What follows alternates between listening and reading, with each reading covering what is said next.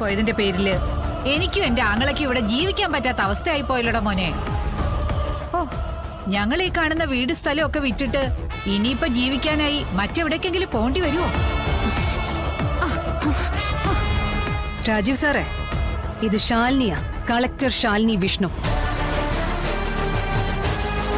ഇപ്പൊ വരെ നിങ്ങളെ ഞാൻ രാജീവ് സാറേ എന്നാ വിളിച്ചത്. പക്ഷെ ഇപ്പൊ അമ്മയുടെയും അമ്മാവന്റെയും ഒപ്പം ചേർന്ന് ഒരു പെണ്ണിനെ ഏറ്റവും തരം താണ രീതിയിൽ ദ്രോഹിക്കാനാണ് നിങ്ങൾ പോകുന്നതെങ്കിൽ ആ പേരിനി നിങ്ങളെ വിളിക്കാൻ എനിക്ക് അല്പം ബുദ്ധിമുട്ടുണ്ട്. പിന്നെ കെട്ടിയ പെണ്ണിനെ ഒരു കാര്യമില്ലാതെ വല്ലവരുടെയൊക്കെ വാക്കും കേട്ട് നിർദാക്ഷിണ്യം തള്ളിക്കളയാനൊന്നും ഒരു കോടതിയും സമ്മതിക്കില്ല. ഹിന്ദു മാരേജ് ആക്ട് പ്രകാരമുള്ള നിയമങ്ങളുണ്ട്, നിയമസംഹിതകളുണ്ട്. തോന്നുമ്പോ വലിച്ചെറിയാനും തള്ളിപ്പറയാനും സ്വന്തം ഇഷ്ടത്തിനനുസരിച്ച് മാറ്റി പറയാനും നിങ്ങളുടെ അമ്മാവന്റെയും അമ്മയുടെയും ഇഷ്ടത്തിനനുസരിച്ച് ജീവിക്കാൻ നിർബന്ധിക്കാനും വെറും ഒരു യന്ത്രമല്ല എന്റെ ചേച്ചിയുടെ ജീവിതം. അങ്ങനെ നിങ്ങൾ കാണുന്നുണ്ടെങ്കിൽ അത് നിങ്ങളുടെ വിവരമില്ലായ്മയാണ്. ഒരു പെൺകുട്ടിയുടെ ജീവിതത്തിലെ ഏറ്റവും സുന്ദരവും മനോഹരവുമായ ഒരു സന്തോഷ നിമിഷത്തിലൂടെയാ ഇപ്പൊ എന്റെ ചേച്ചി കടന്നു പോകുന്നത്. നിങ്ങളുടെ കുഞ്ഞിനെ ചേച്ചിയുടെ വയറ്റിൽ ചേച്ചി ചുമക്കുന്നുണ്ട്. അത് വലിയൊരു കർമ്മമാണ്. സന്തോഷവും സമാധാനവും വേണ്ടുവോളം കിട്ടേണ്ട സമയം. ആ സമയം നിങ്ങൾ അടുത്തില്ലെങ്കിൽ ഫോണിലൂടെയെങ്കിലും ഒരു ആശ്വാസവാക്ക് പറയേണ്ടതാണ്. പക്ഷെ നിങ്ങൾ എന്താ ചെയ്യുന്നത്? നിങ്ങൾ നിങ്ങളുടെ അമ്മയെയും അമ്മാവനെയും കൊണ്ട് എന്റെ ചേച്ചിയെ ദ്രോഹിക്കുന്നു, മാനസികമായി പീഡിപ്പിക്കുന്നു. ഒരിക്കലുണ്ടായ കുഞ്ഞിനെ ഇല്ലാതാക്കിയതിന് പിന്നിലും നിങ്ങളുടെ എല്ലാവരുടെയും കൈകൾ അതിനായി പ്രവർത്തിച്ചിട്ടുണ്ടെന്ന് ഞാനിപ്പോ സംശയിക്കുന്നു. എന്തായാലും കോടതിയിലേക്ക് പോകാൻ തീരുമാനിച്ചിരിക്കുകയല്ലേ? ഞാനും ഒരുങ്ങി തന്നെ ഇറങ്ങിയിരിക്കുന്നത്. എന്തായാലും ബന്ധം വേർപെടുത്തണോ വേണ്ടയോ എന്ന് കോടതി തീരുമാനിക്കട്ടെ.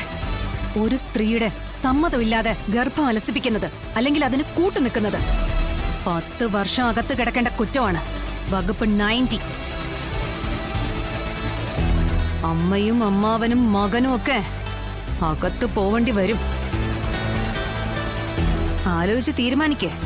ഇനിയുള്ള ജീവിതം ജയിലിനകത്ത് കിടക്കണോ അതോ സ്വസ്ഥവും സുന്ദരവുമായ ഒരു ജീവിതം ഒരല്ലലും ഇല്ലാതെ ജീവിച്ചു തീർക്കണോ എന്ന്. പറഞ്ഞതെല്ലാം കേട്ടല്ലോ. ചെയ്തതും ചെയ്യിപ്പിച്ചതും ഒക്കെ ഒളിപ്പിച്ചു വെച്ച് ജീവിക്കണോ, എല്ലാം കോടതിക്ക് മുന്നിൽ ഏറ്റു പറഞ്ഞ് കിട്ടാവുന്ന ശിക്ഷയും വാങ്ങി ജീവിക്കണമെന്ന് ആലോചിച്ച് തീരുമാനിക്കേ. നീ എന്താ ഭീഷണിപ്പെടുത്തുവാണോ? ഭീഷണിയിലെ നിങ്ങളൊക്കെ അടങ്ങൂ എന്നുണ്ടെങ്കിൽ അതിനും തയ്യാറായി തന്നെയാ ഞാൻ വന്നിരിക്കുന്നത്. ദേ, എനിക്കെന്റെ ചേച്ചിയെ കിട്ടുന്നത് മെന്റൽ ഹോസ്പിറ്റലിൽ നിന്നാ. ഇത്രയും പ്രായമായതല്ലേ? പെങ്ങള് കാണിച്ചു കൂട്ടുന്ന എല്ലാ കൊള്ളരുതായ്മയ്ക്കും കൂട്ടു നിൽക്കാതെ കാര്യങ്ങൾ പറഞ്ഞ് മനസ്സിലാക്കി കൊടുക്കാൻ ശ്രമിക്കും. എന്നിട്ട് സ്വയം ഒന്ന് നന്നാവാൻ ശ്രമിക്കും. ഇല്ലെങ്കിൽ ഇവിടുന്ന് പണിക്കുറ്റം തീർന്ന് മുകളിലേക്ക് ചെല്ലുമ്പോഴേ പശ്ചാത്താപം തോന്നും. ജനിച്ച് ജീവിച്ച് മരിച്ച ജന്മത്തോട് വല്ലാത്ത പുച്ഛവും. എന്റെ വീട്ടിനകത്ത് വന്നിട്ട് എന്റെ അങ്ങളെ ചീത്ത പറയുന്നോ? ഒരവസാന ശ്രമം നടത്തി നോക്കുന്നതാ. നന്നാവാൻ പറ്റുമെങ്കിൽ നന്നാവ്. ഇല്ലെങ്കിൽ നാണം കെട്ട് നശിച്ചു ഒടുങ്ങിത്തീരും 2 പാഴ്ജന്മങ്ങളും. കോടതിയിലേക്ക് കേസ് എത്തിച്ച സ്ഥിതിക്ക്, അവനവന്റെ കുഴി സ്വയം തോണ്ടിയ സ്ഥിതിക്ക് ഇനിയെല്ലാം വരുന്നത് പോലെ വരട്ടെ. അവസാനകാലം ഹരിനാമ കീർത്തനവും ചൊല്ലി ജയിലിനകത്ത് കഴിയാനാണ് ആങ്ങളയ്ക്കും പെങ്ങൾക്കും യോഗമെങ്കിൽ തടയാൻ പറ്റില്ലല്ലോ. അനുഭവിച്ച് തീർക്കുക തന്നെ. വരട്ടെ. സന്തോഷമായിട്ടിരിക്കെ. കോടതി മുറ്റത്ത് വെച്ച് കാണാം.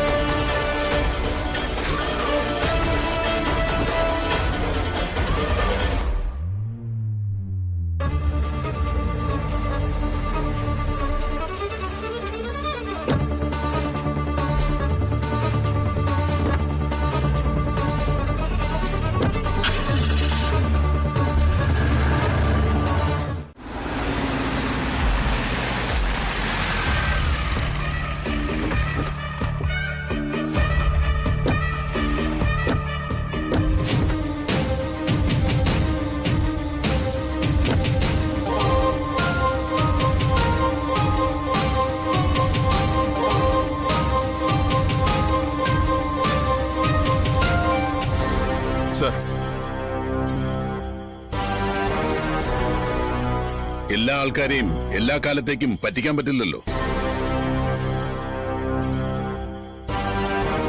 എല്ലാം മനസ്സിലാക്കിയിട്ട് തന്നെയാ ഞങ്ങൾ വന്നിരിക്കുന്നത്. പിടിച്ചിറക്കടോ അവനെ ഇങ്ങോട്ട്. ഇറക്കടോ സാർ.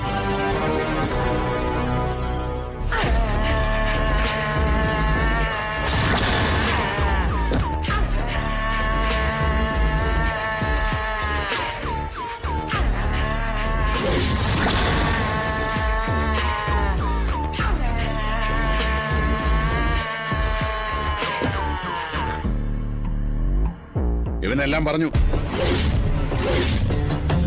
നസീറിനെ കൊന്ന കുറ്റത്തിന് നിങ്ങൾ രണ്ടുപേരെ അറസ്റ്റ് ചെയ്യാൻ വന്നതാ ഞങ്ങൾ.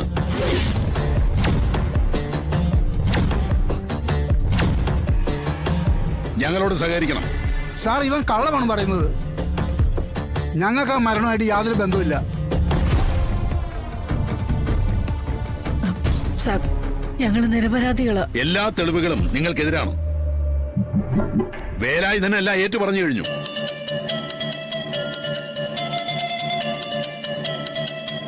ബോഡി ഒളിപ്പിക്കാൻ സഹായിച്ചതുവരെ അവനാണെന്ന് അവൻ പറഞ്ഞു കഴിഞ്ഞു. ഇനി എന്തിനാ ഈ നാടകം? ഇത്രയും നാൾ പോലീസിനെയും ജനങ്ങളെയും സത്യം ഉള്ളിലൊളിപ്പിച്ച വിഡ്ഢികളാക്കിയിട്ട് വീണ്ടും വീണ്ടും കള്ളം പറയുന്നു. രണ്ടുപേരെ അറസ്റ്റ് ചെയ്യൂ. ചെയ്തു.